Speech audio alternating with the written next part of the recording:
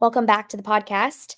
It is just me today, Becca, a solo episode. I just had to tell you, I read an article yesterday, actually, and it was the top 10 ways that self made millionaires keep their money. And I looked through this list and I was like, oh my gosh, these tips are so easy. These habits are so easy. And yet, most of our clients, most of our friends, most of the people who are in our DMs are not doing these things. They are not setting up these habits. And some of you are making really good money, and you could be a self made millionaire so much faster than you imagine you could when you use your money smart, when you use your money in a way that helps you get ahead instead of keeping you stuck in this pattern of making money, not feeling like you have any, making money, having no idea where it went. So, one thing that you'll notice on our Instagram and in our emails is we are going really hard on talking to you about debt payoff right now. And the reason that is because we have so many clients right now who are making such good money. I'm talking 20, 30, 40, 50K a month. And their debt is just consuming them, either emotionally or financially, it's consuming them. Some of our clients are paying upwards of $2,000 a month towards debt. That's $2,000 that you could have back in your pocket, that you could plan a vacation with, that you could save and invest and grow compound interest on to get you so much further ahead with your money. But all of that money is going towards debt right now. So here's what we're not saying. We're not saying that debt is bad. You should never have debt. What we do think is that debt is, if it's like credit cards and loans and things like that, they can consume you and your finances and your paycheck very quickly, and it can keep you stuck in a cycle of making money, spending money, making money, not having money, making money, still needing to put um, some spending and expenses on debt. So, what I want to talk to you today is this article, because the very first thing that they said in this article that self made millionaires do to keep their money is they avoid debt.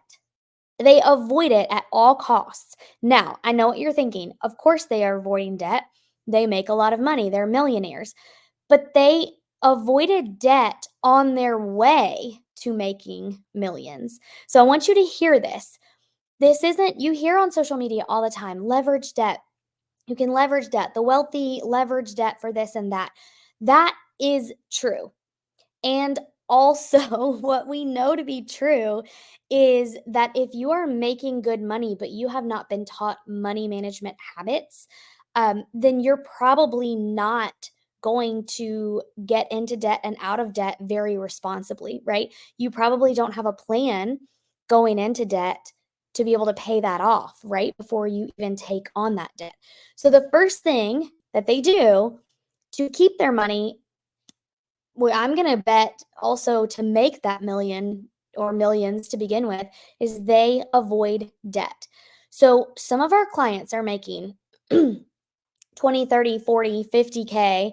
They're paying $2,000 a month towards debt. That money could be used for so many different things: travel, saving, investing, just getting ahead with money, right? So avoiding debt doesn't have anything to do with debt being bad. It has everything to do with habits, behaviors, your emotional state, your state of mind when you are spending money, what you spend your money on. The second thing is they buy their cars and they keep them long term. So I when I was growing up, my grandpa used to tell me the cheapest car that you will have, or the least expensive car that you'll have, is the one that you are driving right now. And so this was to keep us grandkids from like trading in cars all the time, when there was a good deal, or we got to 50,000 miles and we thought our car needed to be replaced. But he would always tell us, even if you have a repair, a really expensive repair like $5,000, repairing your car for $5,000 is cheaper than buying a new car. And I hated it when he told me that. It made me so mad. And I was like, okay, I know you don't like to spend money. So you're just trying to keep us from spending money. But the older I get, the more I realize, yes, We had to have a new tire put on our car, our brand new car, last week because we ran over a nail and it was in the sidewall. The whole tire had to be replaced. I was so annoyed. And then I remembered it's fine. Replacing a tire is so much cheaper than going out and getting a new car, which we would never have done for just a tire, right? Um, but in November, we had, or was it November? I think it was August. We had a car that we'd had for a long time. It was actually my very first car that I bought from a dealership by myself. The transmission just went totally gone, and it was going to cost about $6,000 to put a new transmission in that car. We laid out all of our options, and yes, $5,000 would have been cheaper than buying a new car. However, the value of that car was not even $5,000. And there was no guarantee that that transmission was gonna last even a year after that. So we opted to get a new car because we calculated things out, we laid out the plan, and realized that buying a new car was actually gonna help save on gas. It was gonna help save us money in other areas that we were spending a lot on this older car. But we kept that car forever. I think it was 19 years old when we decided to get a new car. So, definitely got my money's worth out of that car. So, they stay out of debt, they buy their cars, keep them forever. Number 3, they have an emergency fund. If you do not have an emergency fund, you are going to continue to keep yourself in the cycle of taking on debt and staying in a season of always paying off debt payments. I know that sometimes it feels like, oh, this payment is only $200. I can afford to pay $200 a month. Yes, you can, probably, maybe. And the interest that you're paying on that debt is probably killing you. I was looking at one of our clients' debt plans today, and when I went to bankrate.com, that's one of the websites that we use to look at all the numbers. And I was looking at her one of her minimum payments, her interest rate, and her balance of her card, and Bankrate had this huge, um, what do you call those things? Like a pop-up popped up on the screen, and it was like, "This minimum payment does not even cover the interest that is accruing on this card every month." And yet, that was the minimum payment that they had told her was the payment that she had to pay every month. So it was not even covering the interest that was accruing on that card every single month. So you're not making headway. You're just throwing 100, and in her case it was $117 out the window every single month. So these are the things that we just want you to think about. Having an emergency fund is your safety net. It is what you use to pay for unexpected expenses instead of having to put it on debt and making more payments out. Okay. So they have an emergency fund. They don't take on debt. They keep their cars forever. They invest. I feel like that one's self explanatory. Um, they take advantage of what their employer has to offer. Okay. I am going to go through all 10 of them. They take advantage of what their employer has to offer. So if they have a 40, if you have a 401k, if they match where you work, please, please, please, please use that to your benefit. That is free money for you. So if they match up to 6%, what that means is if you make $5,000 before taxes, they will put in 6% of that $5,000 if you put in 6% of that $5,000. Now, if you only put 3% in a 401k, then they're only going to match 3%. Do you see what I'm saying? So if you do at least the 6% that they're going to match, they're giving you free money to grow compound interest for years in that 401k. That is money that you didn't have to earn. That is money that someone gave to you, and you need to take advantage of that. Number 6, they do not try to keep up with the Joneses. They don't look around and see what other people have. They're only focused on their family, their money, and their habits. Number 7, they utilize tax deductions. I don't really have anything to say about that. I'm not a tax expert, but if you do not have an accountant, we have an incredible accountant. You can just DM us on Instagram at Mind Her Business Official, and we will get you in touch with him. They look for other income streams. So that's always a possibility for you to look for other income streams. They start saving for their kids' college early on. Um, I'm not gonna give you any more recommendation about that. I personally do not save for my kids' college for a number of reasons. And if you want to know all those reasons, feel free to DM me and I'll tell you all of the things. Um, and number 10, they seek advice. So they ask for advice when they need help.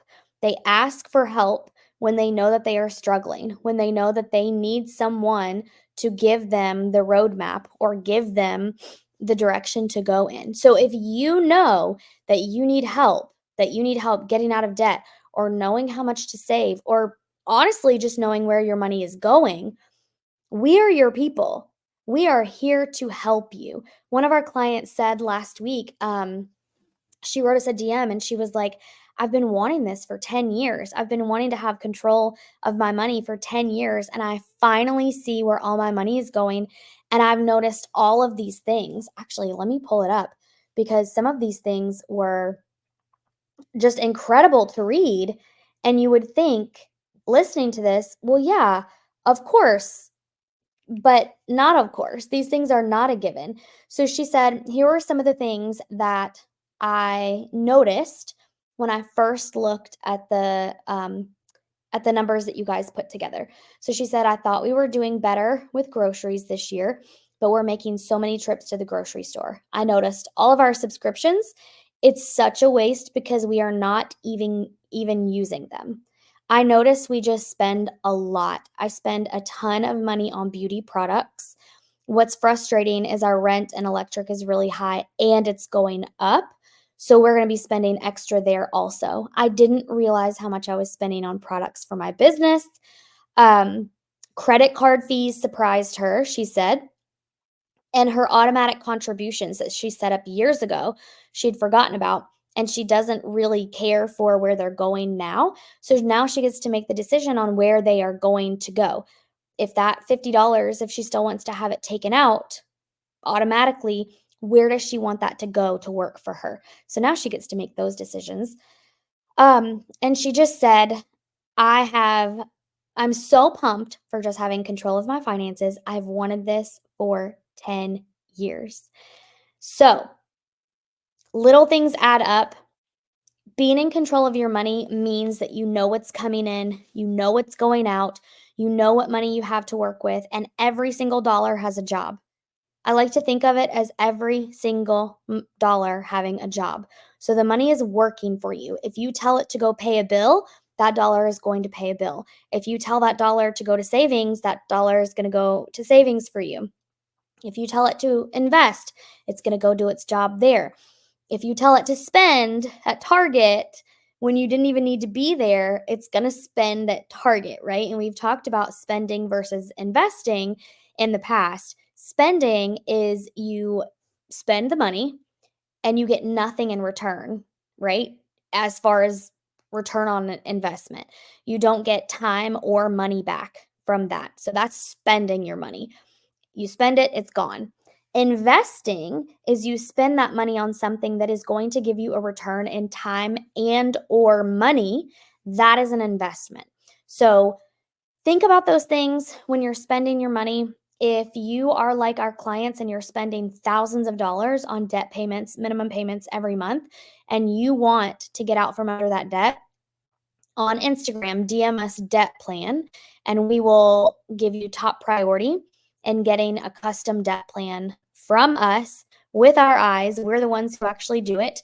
And you're going to get a custom video back explaining what our recommendations are based on your numbers, your situation, your goals, all of those things. So I hope this episode was helpful. It was kind of off the cuff. So if you have any questions about anything that I said or anything that self-made millionaires do, DM us and I would love to have a conversation. We'll see you on the next episode.